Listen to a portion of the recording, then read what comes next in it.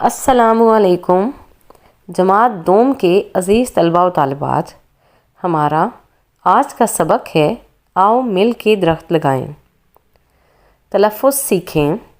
رونق، شجر کاری، مبارک، مبارک، اسمبلی، سریلی، جھوم، گیت، فرنیچر، ضرورت۔ آج اسکول میں خوب چہل پہل تھی۔ سارا اسکول سجا ہوا تھا، کیاریوں میں پھول لگے ہوئے تھے، جیسے مسکرا کر کہہ رہے ہوں شجر کاری کا دن مبارک ہو۔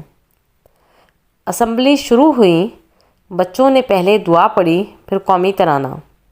اس کے بعد جماعت پنجم کے 3 بچوں کو دعوت دی گئی۔ انہوں نے گیت گایا، آؤ بچوں آؤ مل کے درخت لگائیں۔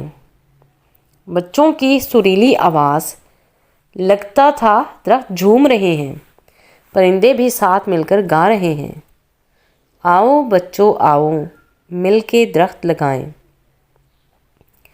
پرنسپل صاحبہ نے بچوں کو اس گیت پر شاباش دی۔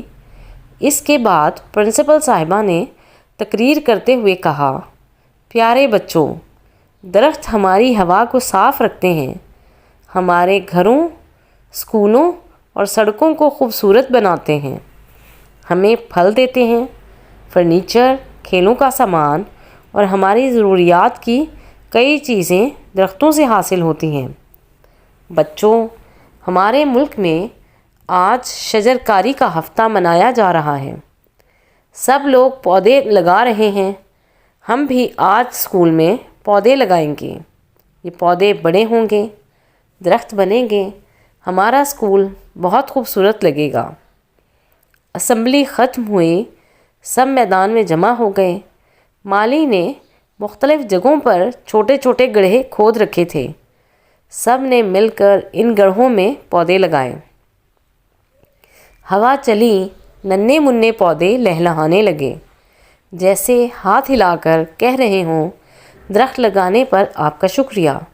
اسکول پہلے سے زیادہ خوبصورت اور بھلا لگ رہا تھا۔ سننے کا بہت شکریہ۔ اللہ حافظ۔